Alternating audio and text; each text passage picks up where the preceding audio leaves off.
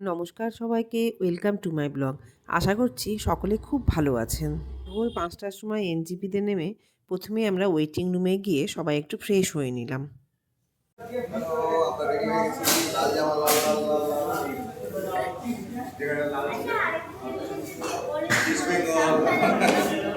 যেমনটি শুনলেন রনির কাছে যে আজকে বানু এবং রনিদের ফ্যামিলি পড়েছিল লাল এবং আমরা পড়েছিলাম ইয়েলো। তো এবং আজকে আমাদের থিম ছিল রেড অ্যান্ড ইয়েলো। যাই হোক, আমরা সবাই রেডি হয়ে নিয়ে রওনা দিলাম গন্তব্যস্থলের উদ্দেশ্যে। তো গন্তব্যস্থল হলো বাইকওয়ালা ভাইয়ার কাছে যাব স্কুটি ভাড়া নিতে। আমরা যে অটোটা ভাড়া করে রওনা দিলাম তার ভাড়া পড়েছিল ৩০০ টাকা। অটোটা বেশ বড়ই ছিল, এতে আমরা ৬ জন আরামসে বসেছিলাম এবং তার সাথে লাগেজও ছিল এবং অটোটি ডিজেল চালিত। এনজিপি থেকে রওনা দিয়ে আমরা যাচ্ছিলাম আশিঘর মোড়ের দিকে। আশিঘর মোড় এবং ভারী মোড়ের ঠিক মাঝখানে নেচার স্টোন মার্বেলের দোকানটি রয়েছে। তার একদম পাশের গলি দিয়ে ঢুকে গিয়ে পৌঁছে যাওয়া যাবে বাইকওয়ালা ভাইয়ার ওখানে।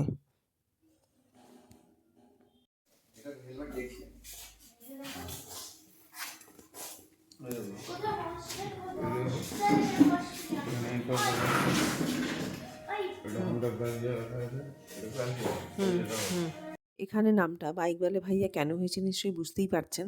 এখানে বিভিন্ন ধরনের বাইক এবং স্কুটি ভাড়া দেওয়া হয়।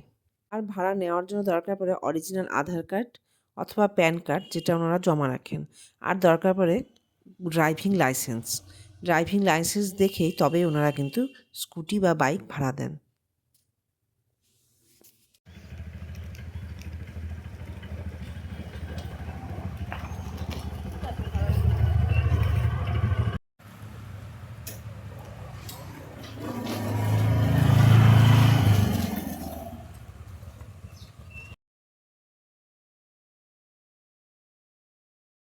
এখান থেকে স্কুটি বা বাইক ভাড়া নেওয়ার আগে আপনি চালিয়ে টেস্ট ড্রাইভ করে এবং সমস্ত রকম দেখে শুনেই আপনি ভাড়া নিতে পারবেন।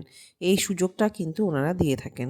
আমাদের যেহেতু 4 জনেরই লাইসেন্স ছিল এবং 4 জনই চালাবো এরকম ঠিক করে গিয়েছিলাম, তাই আমরা কোনো বাইক ভাড়া না নিয়ে 3টে এনটর্ক স্কুটি ভাড়া নিয়েছিলাম।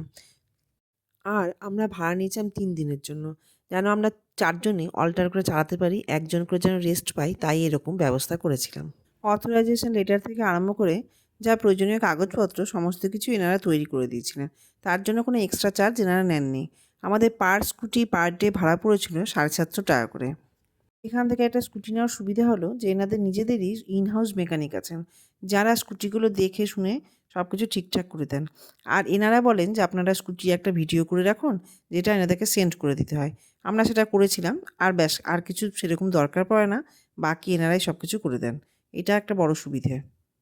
আর পার স্কুটির জন্য 2000 টাকা করে জমা রাখেন। এটা হচ্ছে সিকিউরিটি মানি হিসেবে জমা রাখেন। স্কুটি ফেরত দিলেই তখন সেটা ফেরত দিয়ে দেন। এই যে আমরা সবাই এখন হেলমেট পরে রেডি, ব্যাস এবার শুধু বেরোনোর পালা। এবার যখন সবাই রেডি হয়ে রওনা দিতে যাচ্ছি, তখন যেন আমার সত্যি কথা বলতে বিশ্বাসই হচ্ছিল না যে আমার এতদিনের স্বপ্ন পূরণ হতে চলেছে। এত আনন্দ হচ্ছিল, মনে হচ্ছিল যে সত্যি কি স্বপ্নটা পূরণ হতে যাচ্ছে, নাকি আমি এখনও ঘুমিয়ে ঘুমিয়ে স্বপ্ন দেখছি। মনে হচ্ছিল কেউ আমাকে চিমটি দিয়ে একটু জানিয়ে দিক যে না, সত্যিই আমরা যাচ্ছি।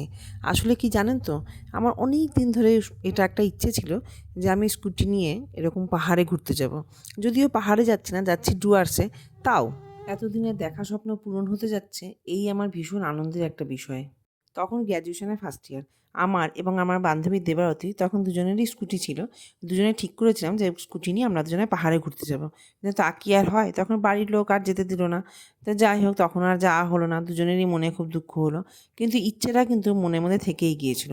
পরবর্তীকালে যখন আমার বরের সঙ্গে আমার বিয়ের কথা ঠিক হয়, তখন কিন্তু আমি তাকে এটা শর্তটা দিয়েছিলাম যে বিয়ের পর কিন্তু আমাকে বাইকে করে পাহাড়ে ঘুরতে নিয়ে যেতে হবে, এবং সেও এক কথায় রাজি। তাই আমিও বিয়েতে রাজি। যথারীতি আমাদের বিয়েও হয়ে গেল। বিয়ের পর যখন তাকে বললাম যে চলো এবার বাইকে করে পাহাড়ে ঘুরতে যাব, তখন কিন্তু সে অন্য কথা বলল। তখন বলে কি না যে না, বাড়ি থেকে রাজি হবে না, বাবা খুবই টেনশন করবে, এভাবে যাওয়া যাবে না। তখন দুঃখে আমার মনটা ভেঙে গেল। দেখেছেন তো গল্প করতে করতে কত দূর চলে এসেছি। ও হ্যাঁ, বলাই তো হয়নি, আমরা যাচ্ছি গজলডোবা রাস্তায়। এটা হচ্ছে একদিকে তিস্তা ক্যানেল আর একদিকে জঙ্গল। অপরূপ সুন্দর এই রাস্তাটা।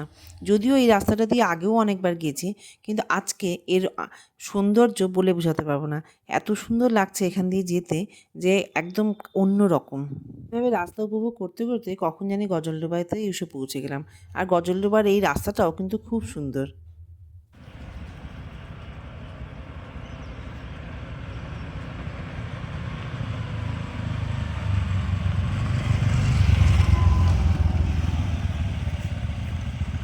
গজলডোবায় পৌঁছে সবারই কিন্তু একটু খিদে পেয়ে গেছিলো। তাই আমরা ভাবলাম যে এখান থেকে হালকা করে একটু টিফিন করে নিই। যদিও সারা রাত আমরা ট্রেনে জার্নি করে এসেছি, সবাই একটু ক্লান্ত থাকার কথা, কিন্তু এত সুন্দর রাস্তা যে আমরা কেউই ক্লান্ত হইনি। আমি তো ওই গ্রুপটা কদিন আগে বন্ধ করি। চলো ছটা চলে এসছে শখ দিয়ে দিয়েছে।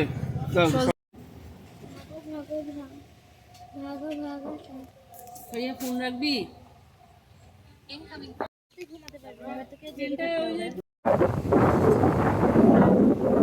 টিফিন সেরে নিয়ে এবার আমরা আবার রওনা দিলাম।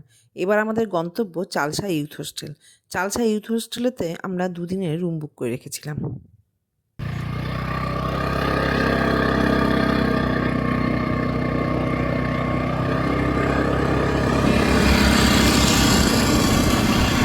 আর একটু যাওয়ার পরে শুরু হলো চা বাগান। রাস্তার দুই ধার দিয়ে চা বাগান। উফ, দারুণ লাগছিল, সত্যিই খুব সুন্দর লাগছিল। যারা যারা আমার ব্লগটি দেখছেন, আমি তাদেরকে বলবো যে অবশ্যই আপনারা এই রাস্তা দিয়ে পারলে একবার স্কুটি বা বাইকে করে ঘুরে আসুন। তখন ভাববেন যে হ্যাঁ, আমি বলেছিলাম। যাই হোক, মনে হচ্ছে দুই দিকে সবুজ, কেউ গালিচা পেতে দিয়েছে। এত সুন্দর লাগছিল যে আর কি। বাবার সাথে বসছি। তাহলে মা একা চালাবে?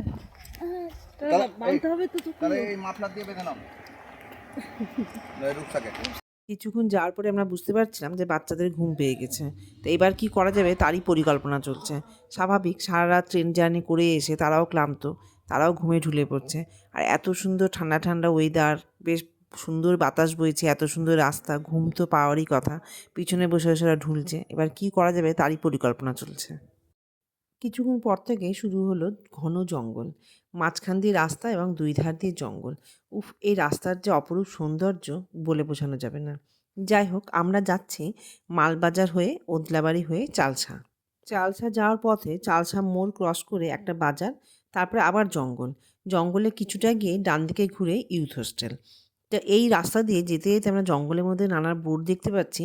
Elephant crossing zone, animal crossing zone, এবং মনের মধ্যে আলাদা রকম একটা শিহরণ জাগছে।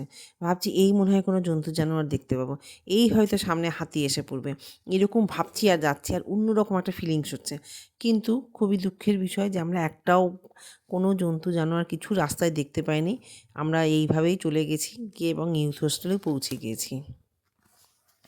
জঙ্গলের মধ্যে চলতে চলতেই ডান দিকে ঘুরেই কয়েকটা রিসর্ট ক্রস করেই ইউথ হোস্টেল। এই যে অলরেডি আমরা পৌঁছেও গেছি এবং ইউথ হোস্টেল মেন বিল্ডিংয়ে আমরা ঢুকছি। এবং ঢোকার পথে বাঁ দিকে দেখুন আর একটা বিল্ডিং দেখা যাচ্ছে। এটাও কিন্তু ইউথ হোস্টেল নতুন, কিন্তু এটা এখনও ওরা চালু করতে পারেনি। এখানে পার্কিং জোনও আছে, আমরা এখানে স্কুটি পার্ক করেছি। সবাই আমরা ইউথ হোস্টেলে পৌঁছে গেছি। এবার আমরা ভিতরে গিয়ে চেক ইন করবো। তো চেক ইন করতে একটু সময় লাগবে, সবাই সবার ব্যাগ বাক্স রাখছে এবং স্কুটি পার্ক করছে। তো যাই হোক, আজ তবে এখানেই শেষ করছি। আপনারাও ভালো থাকবেন এবং আমার ব্লগটি কেমন লাগলো অবশ্যই একটু কমেন্ট করে জানাবেন। তবে আজকে আসি, বাই।